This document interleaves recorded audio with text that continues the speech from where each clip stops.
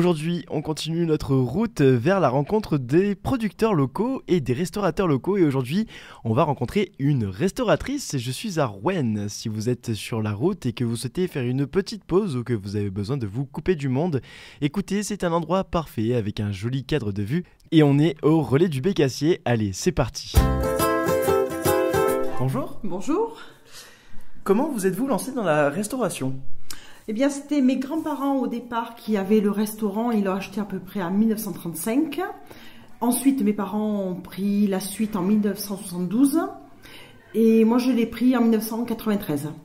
Est-ce qu'une relève vous attend également ?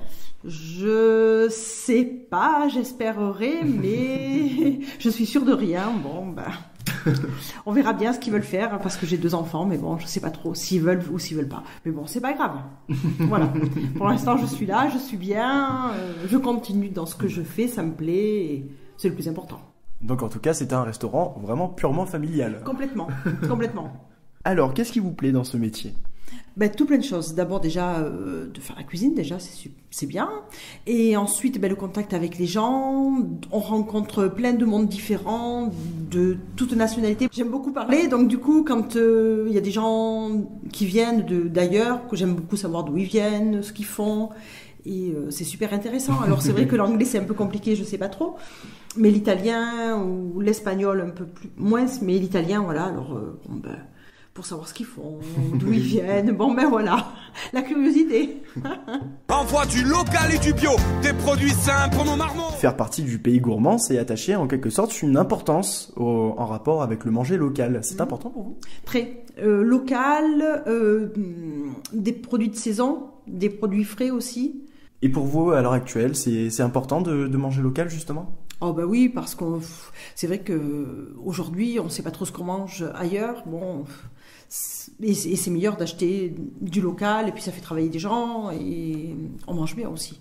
C'est important. On peut aller vers les producteurs locaux aussi, mais après, oui, c'est... En même temps, on découvre comment ça se passe. On peut voir aussi... Oui, on peut voir... c'est vrai quand on va acheter de l'agneau, ou on peut voir comment ils... Dans quelles conditions ils sont élevés ? Dans quelles conditions sont élevés les agneaux ? Et en plus, on en apprend par exemple, comme pour le maraîchage.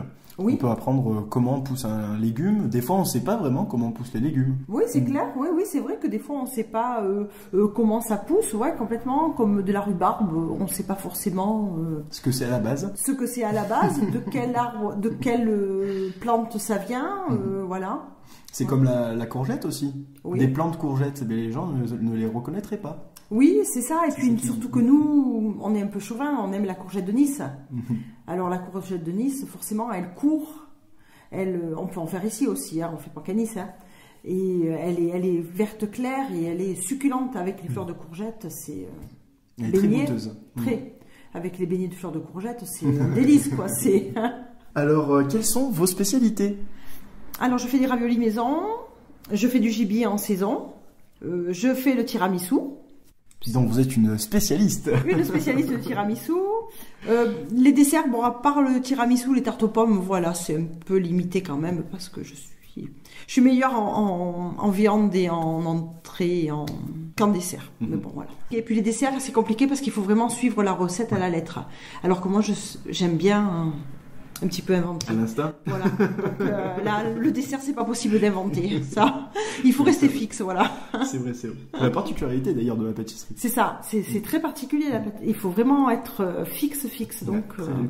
Alors, votre produit préféré avec lequel vous aimez travailler ?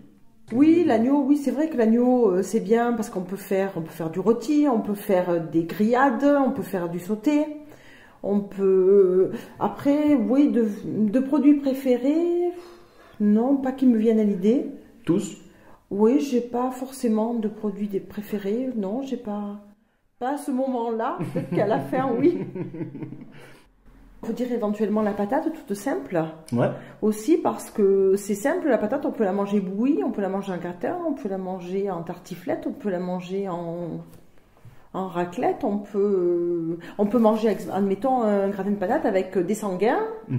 Bon, du roquefort, pas forcément, c'est pas de chez nous forcément, mais ça peut, voilà, de la crème fraîche, et puis des patates, et puis bien du fromage, et puis qui coule bien, et ça peut être très bon aussi, oui. Au niveau de votre restaurant, quel menu vous proposez un menu ou une ardoise? Je propose un menu, un plat du jour. Mhm. J'ai plusieurs plats du jour. Je travaille beaucoup avec les plats du jour. J'ai une ardoise aussi avec des plats simples, des omelettes au girolles, omelettes au cèpe, de la charcuterie de chez Rego, de la sécade d'entrevaux, du gibier en saison. Donc on retrouve vraiment une cuisine particulièrement de saison en tout cas chez vous. Oui, de saison, essentiellement de saison. Même en légumes, je travaille essentiellement avec des légumes de saison. Je travaille pas avec des légumes genre par exemple aubergines maintenant, parce que c'est pas la période des aubergines. C'est l'aubergine au moins enfin pour l'été les aubergines. Alors c'est vrai que c'est un peu limité là maintenant, parce qu'à part le chou, les patates, les poireaux. Il n'y a pas grand-chose. C'est vrai que le chou, on en a un peu marre de manger du chou. Ah, c'est l'hiver. C'est l'hiver, voilà. Donc, on mange des produits d'hiver. Mais voilà, je trouve que c'est quand même mieux de manger des produits de saison, en saison. Voilà. Les viandes, bon, il n'y a pas de saison pour manger des viandes. Les desserts, c'est pareil. Voilà, les tartes aux pommes, c'est vrai que bon, des pommes, il y en a toute l'année. Donc, on arrive à faire, mais bon, c'est pareil. Les pommes aussi, elles sont gardées. Est-ce qu'il y a une meilleure saison pour les pommes? En principe, elles arrivent à maturité au mois de septembre. Donc, on peut dire que jusqu'au mois de décembre, on mange des pommes de l'année. Donc, on les ressort après. Bon, elles sont bonnes, toujours aussi bonnes, mais bon, c'est vrai que voilà, c'est plus forcément de saison. Mais bon, là aussi, les fruits maintenant de saison, il n'y en a pas beaucoup. Il n'y en a pas beaucoup, quoi. C'est un peu, l'hiver, c'est vraiment. C'est très limité. Voilà, c'est un peu triste. Bon. Vous êtes ouvert toute l'année? Alors, je suis ouverte toute l'année. Je ferme en principe 15 jours à Noël. Et sinon, toute l'année, je suis ouverte. Voilà. Et tous les midis et soirs? Oui, midi et soir, voilà. Et maintenant, on fait des crêpes. On fait des week-end crêpes, un week-end par mois. D'accord. Ah, ça, c'est les repas à thème? Oui, tous les samedis soirs, il y a karaoké. D'accord. Voilà, mais les crêpes, bon, on fait pareil avec des produits d'ici, puisqu'on fait de la sécade d'entrevaux, on fait une galette de sarrasin à la sécade. Enfin, c'est pas moi qui l'ai fait ça. On fait galette de sarrasin à la sécade d'entrevaux. Je pourrais pas vous dire la recette parce que c'est mon cousin qui fait ça, donc c'est lui le pro. Et ensuite, on fait une crêpe sucrée à la confiture de pommes que j'avais dans le jardin et que j'ai fait la confiture de pommes.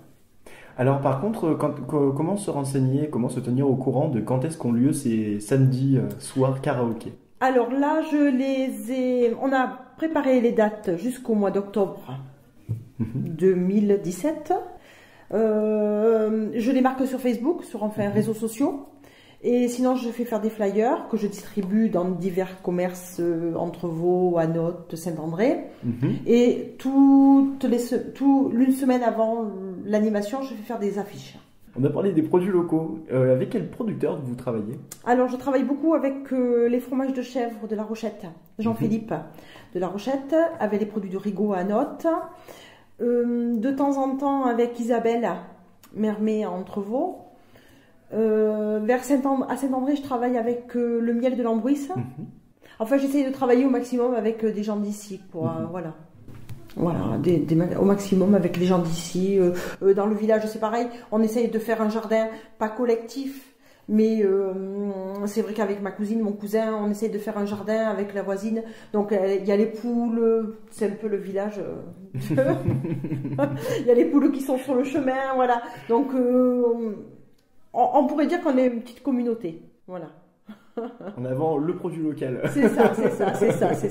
Et c'est vrai que ça marche bien. Voilà, c'est sympa. On est une petite bande de jeunes et on s'entend bien et on essaye de dynamiser tout ça et voilà. Et c'est un lieu de vie aussi pour le village. Ça permet de faire vivre un peu le. Voilà. Oui, carrément les habitants du coin. Oui, c'est ça. Voilà, c'est ça. Oui, ça fait un lieu de vie, même ces soirées à thème. Par exemple à Laval, à Ubraille, tout ça, qu'il n'y a rien, des gens viennent ici. Voilà, c'est sympa. Cuisiner, c'est résister. Alors aujourd'hui, vous ne nous proposez pas seulement une recette, mais deux, un plat et un dessert. Alors, je propose la blanquette de chevreau en viande et tiramisu. D'accord. Donc vous êtes la spécialiste du tiramisu. Ah, la spécialiste vrai de vrai. Ça, c'est pas un mensonge. Tout le monde à table. Alors commençons par la blanquette de chevreau. Alors la blanquette de chevreau, donc moi je la fais, je la coupe en petits bouts, mais tout le chevreau. Je fais pas de gigot parce que sinon il faut quand même des beaux morceaux. Sinon si on fait que c'est petit le chevreau quand même. Si on fait que des côtes, après il y a que des os et c'est pas. Il n'y a pas beaucoup de viande sur le chevreau. Il n'y a pas beaucoup de viande sur le chevreau, donc il faut vraiment couper le gigot, l'épaule pour avoir vraiment des morceaux de chair aussi. Donc je fais revenir les bouts de chevreau. Ensuite je mets de l'oignon. Je fais revenir aussi avec la viande. Je mets des cèpes. Ou sèches si vous n'avez pas des fraîches, ou congelées si vous les avez fait congeler éventuellement avant. Il y a une façon de les cuisiner quand elles sont sèches? Il faut les faire tremper un petit peu avant. Et éventuellement garder l'eau du trempage, mais en faisant attention de ne pas verser ensuite le sable. D'accord. Parce que comme il y a toujours un petit peu du sable, comme il ne faut pas les laver les cèpes quand on les met à sécher. On les coupe, on les nettoie un petit peu, et on les met à sécher en tranches. Mais surtout on les lave pas. Donc des fois il reste qu'il y a un petit peu de sable, ça. Donc après on met les cèpes. Ensuite quand tout est revenu, on met de la farine pour que ça lie. Donc on appelle ça singer, on singe avec la farine. Ensuite on mouille avec de l'eau. Surtout pas ni de vin, ni d'alcool, sinon ça dénature complètement le chevreau. Il n'y a plus de goût. Parce que le chevreau ça n'a pas beaucoup de goût malheureusement. Hein. Donc il faut vraiment garder le goût de l'authentique. Et donc salé, poivré, un petit peu d'ail, un bouquet garni, et vous laissez mijoter, enfin vous mijoter, hein, pas cuire à feu fort. Je ne saurais pas dire encore le temps de cuisson. Comment on peut surveiller sinon? Eh bien en regardant que la sauce ait pris une belle couleur, un petit peu marron, qu'elle ait pris bien le goût de tout. On peut mettre aussi un petit peu de carotte aussi pour agrémenter que c'est un peu meilleur. Et si vous avez un peu de fond ou un Magicube, un cube Magie, vous pouvez mettre dedans pour que ça donne un peu de goût. Et à la fin, quand c'est cuit, on va dire 1 heure. Moi je pense que 1 heure... il faut goûter la viande. La viande aussi? Voilà, oui, on contrôle la viande. Oui, il faut goûter la viande, il faut que ça soit tendre, mais pas mou, parce que si c'est trop mou, après il se détache complètement de l'os et vous ne trouvez plus rien. Vous n'avez plus de viande. La viande a fondu dans le... Ouais, donc c'est vraiment... Il faut bien contrôler la cuisson. Il faut bien contrôler la cuisson, il ne faut pas laisser accrocher, c'est vraiment particulier. Un coup d'œil tous les 10 minutes? Oh oui, un coup d'œil tous les minutes. Ouais. Ah oui. Il faut vraiment faire... Et puis quand on met la farine, il faut faire attention non plus que ce ne soit pas trop lié. Oui. Pas trop lié, pas trop liquide, donc c'est vraiment... En tout cas, il faut au moins surveiller la sauce et la cuisson. Voilà. Et quand tout est cuit, la liaison, moi, ma grand-mère, elle la faisait comme ça, avec un jaune d'œuf, de la crème fraîche. Elle mélangeait le jaune d'œuf et la crème fraîche, mais pas à ébullition. Hein. Quand la viande est chaude, vous arrêtez le feu, vous mettez la crème et le jaune d'œuf. Parce que si vous mettez à bouillir, le jaune d'œuf, il va cuire et ça va faire plein de petits morceaux jaunes. Et oui. Ça va faire pas beau. Donc, il faut arrêter la cuisson, mettre la liaison et stop, c'est prêt. Donc c'est pour ça que c'est mieux de mélanger le jaune d'œuf avec la crème au préalable. Voilà. Comme ça, on a une belle sauce. Un petit rappel sur les quantités, donc c'est 3 kg de viande, donc compris l'os et la chair. Ça fait à peu près 3 kg donc pour 10 personnes. Voilà. Mais il faut quand même mettre les os, il ne faut pas se faire enlever tous les os, sinon la viande n'a plus de goût non plus. Hein. Donc une fois tout ça cuit, vous conseillez de l'accompagner avec quoi? Du riz, du riz c'est... L'excellence. Le riz c'est l'excellence, donc éventuellement faire un petit riz, pas basmati, un vrai riz simple. D'accord. Parce qu'il ne faut pas dénaturer le chevreau avec du riz basmati. Donc un vrai riz simple que vous pouvez éventuellement faire revenir un petit peu d'oignon et faire pilaf par exemple. D'accord. Ça serait parfait, un petit riz pilaf. Alors un riz pilaf pour les personnes qui ne connaissent pas. Un riz pilaf, faire revenir de l'oignon avec du beurre, un petit peu d'huile d'olive chez nous bien entendu. Vous mettez le riz et vous mouillez à hauteur, vous couvrez, vous laissez cuire comme ça, doucement, et je sais pas, moi je pense 15 minutes. Et après vous regardez la cuisson, si ça accroche ou quoi, rajoutez un petit peu de bouillon. D'accord. Rajouter. Alors encore là aussi, le must du must, si vous avez fait le pot-au-feu la veille ou l'avant-veille, vous gardez le bouillon, le bouillon du pot-au-feu. Ah, mais si quelqu'un fait un pot-au-feu, éventuellement, peut garder le bouillon du pot-au-feu pour faire le riz pilaf. D'accord. Là, ça serait du tonnerre. D'accord. Voilà. Faites des pot-au-feu la veille. Le pot-au-feu, le chevreau, c'est bon. Fini par le tiramisu, ce sera parfait. C'est pas un week-end régime, messieurs, Non. dames. Et donc justement, nous arrivons à ce fameux tiramisu. Alors, le tiramisu, il faut de la crème de mascarpone. Moi, j'utilise donc de la crème de mascarpone. En quantité ou... Une boîte de 250 grammes de crème de mascarpone, 2 œufs, pas beaucoup de sucre. Moi, je mets pas trop de sucre. Je mets 8 cuillères à soupe de sucre et des petits biscuits TELU. Alors, une boîte de TELU, du café fort, moulu, mais fort. Hein, il le faut bien fort quand même, hein. Pas que ce soit de l'eau. Hein. Il faut faire du café. Hein. Donc, il faut faire le jaune d'œuf avec le sucre mélangé pour qu'il devienne blanc. Et après, rajouter la crème de mascarpone. D'accord. Voilà. Et ensuite, battre les blancs en neige à côté. Quand ils sont bien durs, bien gros, vous les mélangez à la crème, mais doucement. Vous avez une belle pâte, homogène, lisse et bien onctueuse et montée. Vous trempez les TELU dans le café.